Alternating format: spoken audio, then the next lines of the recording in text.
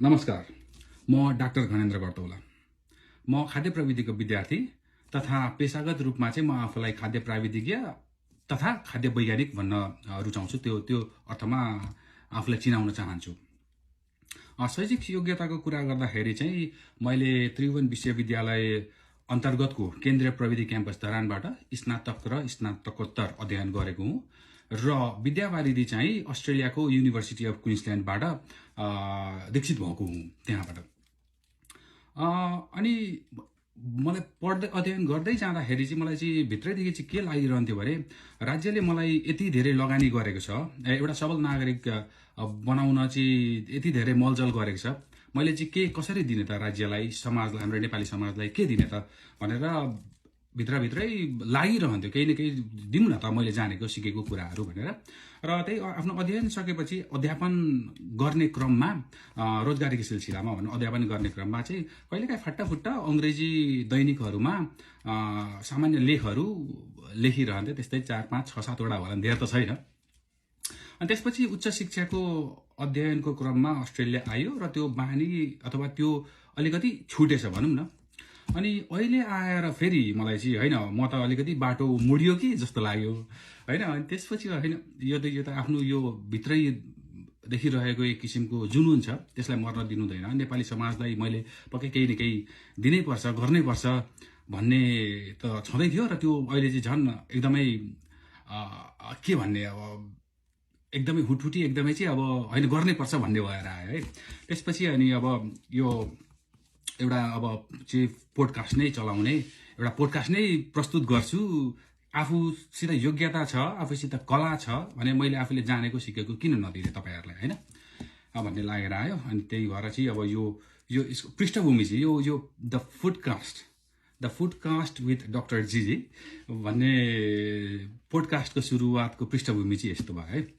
अनि किन पनि त भन्दाखेरि किनभने हामी कहाँ खाद्य प्रविधि, खाद्य पदार्थ, पोषण सम्बन्धी बेला बेलामा विभिन्न बजारमा एकदम गलत सूचनाहरू प्रवाह भइरहेका हुन्छन् र त्यो गलत सूचनाहरू प्रवाह भइरहँदा म आफैलाई खाद्य प्रविधिको विद्यार्थी, खाद्य विज्ञानको विद्यार्थी हुँदाखेरि बडा दुःख लाग्थ्यो। अब के गर्ने त मैले बोल्न त सक्छु तर बोलिरहेको छुइनँ होइन। त्यही भएर यस्ता विभिन्न किसिमका भ्रमहरू तोड्न अथवा तपाईँहरूलाई खाद्य प्रविधि, खाद्य विज्ञान, कृषि विज्ञान सम्बन्धी केही नयाँ जानकारीहरू दिन र केही त्यस्ता भ्रमहरू छन्, बजारमा भ्रमहरू छन् अथवा त्यस्ता मिसइन्फर्मेसनहरू छन् भने त्यसको पनि निराकरण गर्न के हो त होइन।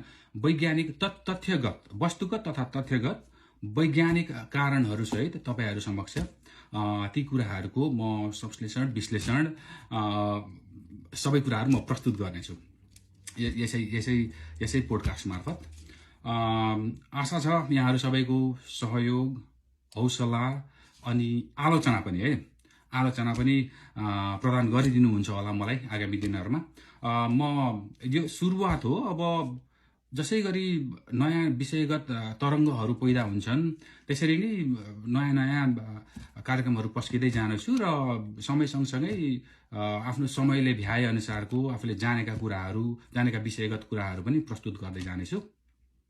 तपाईँहरूसित पनि यही खाद्यान्न सम्बन्धी, खाद्य प्रविधि सम्बन्धी, खाद्य विज्ञान सम्बन्धी अथवा आफ्नै गाउँघरमा यस्तै खाद्य कृषि सम्बन्धी केही समाचारहरू अथवा केही कुराहरू, केही जिज्ञासाहरू छन् भने लागेको छ भने अवश्य पनि मलाई प्रश्न तेर्स्याउन सक्नुहुनेछ। जानेको कुरा भन्नेछु, मैले जानेको छुइनँ भने पनि म अध्ययन गरेर भए पनि हजुरहरूलाई त्यसको सही वैज्ञानिक तथ्यगत विश्लेषण सहित म सही सूचना प्रवाह गर्नेछु। हजुरहरूको सहयोगको अपेक्षामा कृपया यस च्यानललाई अथवा यस सामाजिक सञ्जालमा आइरहेको यस कार्यक्रमलाई लाइक, सब्सक्राइब, सेयर होइन त्यो गरिदिनु होला। म धेरै नै सूचनावर्धक कुराहरू लिएर आउने नै छु। हस्, धन्यवाद।